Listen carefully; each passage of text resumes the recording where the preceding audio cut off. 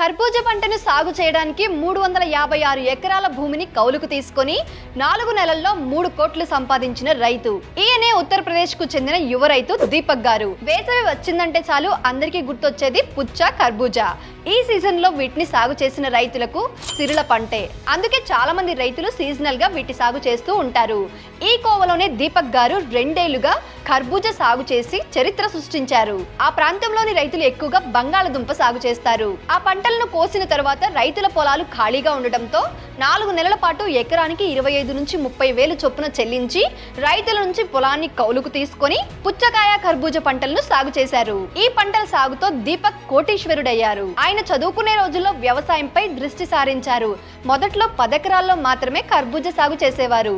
MCom చదివిన ఆయన పలుగు, పార, నాగలి పట్టి ఔరా అనిపించుకున్నారు. మరి దీపక్ గారిపై మీ అభిప్రాయం ఏంటో కామెంట్ చేయండి.